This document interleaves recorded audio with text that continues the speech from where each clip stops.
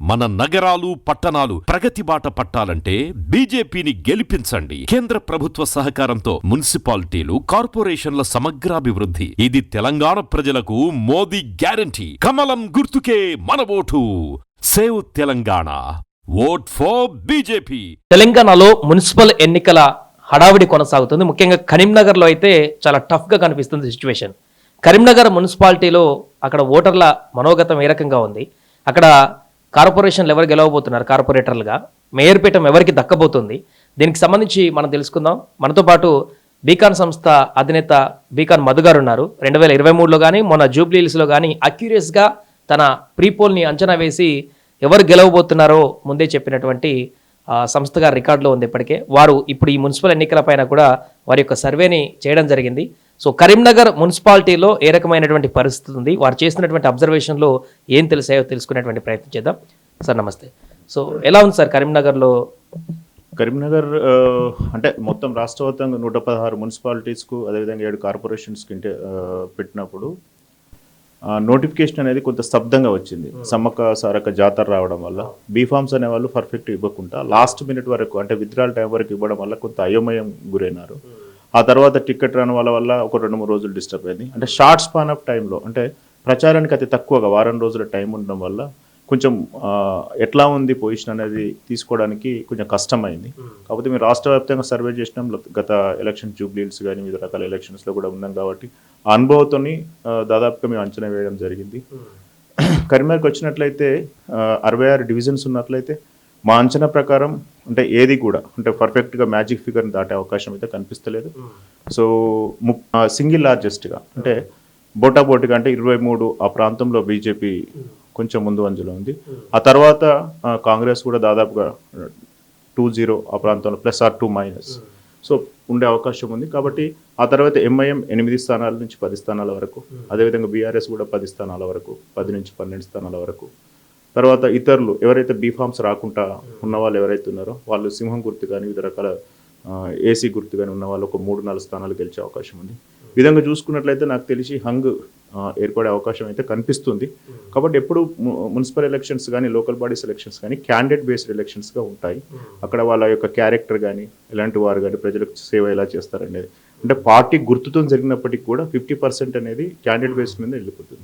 So క్యాండిడేట్ని ఎవరు ఇస్తాం అనేది ఇక్కడ చాలా జాగ్రత్తగా చూసుకోవాలి. అయితే ఎందుకు బీజేపీ కొత్త టీం అంటే ఒక 30 స్థానాల వరకు పర్ఫెక్ట్గా ఇచ్చింది. వాళ్ళకు ఉన్నటువంటి హ్యూజ్ క్యాడర్ ఉండడం వల్ల ఆ తర్వాత ఒక 30 స్థానాలకు సరిగ్గా ఇవ్వకపోవడం వల్ల కొంచెం గందరగోళం ఏర్పడింది. కాంగ్రెస్కు ఇక్కడ 0 స్థానాలు ఉన్నాయి లాస్ట్ కార్పొరేషన్ ఎలక్షన్స్లో. అధికారంలో వచ్చిన తర్వాత ఫస్ట్ ఎలక్షన్స్ కాబట్టి అంటే క్యాడర్ అనేది కొద్దిగా తక్కువగా అంటే లీడర్షిప్ అనేది కొద్దిగా స్ట్రాంగ్గా లేదు. కాబట్టి దానివల్ల ఉన్న దాంట్లో అయితే కొద్దిగా బెస్ట్గానే టికెట్స్ ఇచ్చినట్టు మా అనాలిసిస్లో తేలింది. కాబట్టి చూడాలి. ఇప్పటి వరకు అయితే ఈరోజు 5 గంటల వరకు ప్రచారం అయిపోతుంది.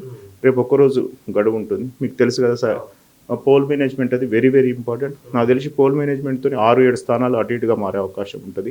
ఎవరైతే పర్ఫెక్ట్గా పోల్ మేనేజ్మెంట్ చేయగలుగుతారో, ఓటర్ని తీసుకెళ్లి డబ్బాల ఓటు అంటే వేయించగలుగుతారో ఆ పార్టీకి ఆధిక్యత వచ్చే అవకాశం ఉంటుంది.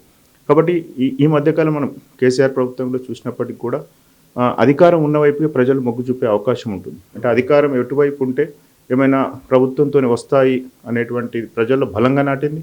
దీనికి ఎగ్జాంపుల్ 2014 జిహెచ్ఎంసీ ఎలక్షన్లో అంతకుముందు బీఆర్ఎస్కు 0 స్థానాలు ఉంది. అసలు కార్పొరేషన్ జిహెచ్ఎంసీలో లేదు వాళ్ళకు. అలాంటిది కూడా వాళ్ళు ఒకటేసారి 99 స్థానాలు కొట్టడం జరిగింది.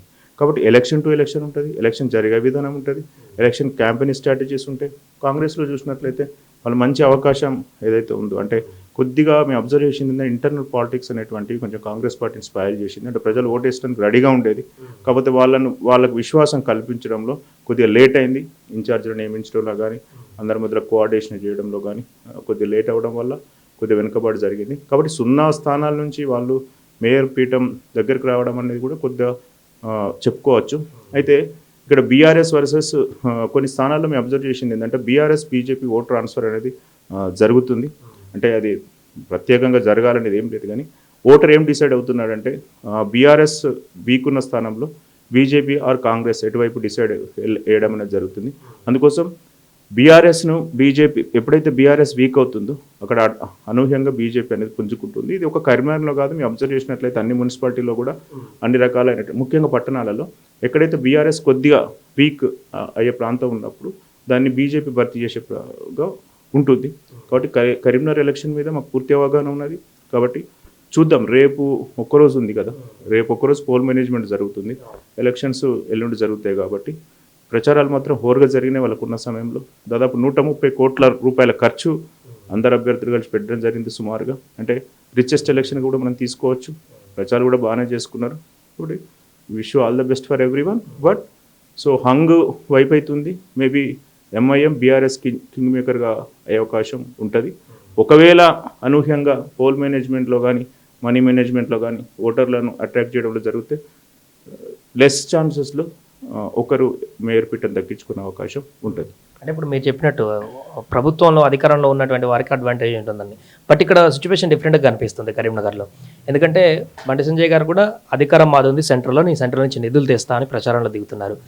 ఈ కాంగ్రెస్ అంతా ఎట్లాగో స్టేట్లోనే అధికారంలో ఉంది కాబట్టి వాళ్ళు ఆ రకంగా ప్రచారం కొనసాగిస్తున్నారు. ఇక్కడ రెండు అధికారంలో ఉన్నటువంటి వర్షన్లే కనిపిస్తున్నాయి. దీన్ని ప్రజలు ఎట్లా తీసుకుంటున్నారండి? ఎప్పుడు లోకల్ బాడీస్ ఎంత అంటే గ్రామ సచివాలయాలకు కానీ మున్సిపాలిటీస్కి కానీ డెఫినెట్గా సెంట్రల్ నుంచి ఫండ్ వస్తుంది. కాకపోతే ఏమవుతుందంటే లోకల్ బాడీస్ అనేటువంటి రాష్ట్రానికి సంబంధించిన ప్రజలు ఒక భావన ఉంటుంది. అంటే బ్యాక్ సైడ్ నుంచి ఏ రకమైన ఫండ్ సెంట్రల్ చేసినా ఎక్కువగా దానికి సంబంధించిన ఎగ్జిక్యూషన్ ప్రాసెస్ ఎప్పుడు కూడా స్టేట్ గవర్నమెంటే చేయడం జరుగుతుంది. కాబట్టి ప్రజలు ఎక్కువగా రాష్ట్రంలో ఉన్న అధికారం వైపే మొగ్గు చూపే అవకాశం ఉంటుంది. ప్రజల మైండ్ సెట్ అలా ఉంటుంది. కాబట్టి చాలా కొంతమందికి తెలుస్తుంది సెంట్రల్ ఫండ్ వస్తుంది, సెంట్రల్ ఫండ్ రాదని. ఫండ్ అనేది బ్యాక్ ఎండ్గా జరుగుతుంది తప్ప ఫ్రంట్ ఎండ్ చెప్పుకోవడానికి అవకాశం ఉండదు. కాబట్టి యూజువల్గానే లోకల్ బాడీ సెలెక్షన్స్ అనేటువంటి రాష్ట్ర అధికారంలో ఏది ఉంటేనే ప్రజల వైపు మొగ్గు అటువైపు ఉంటుంది.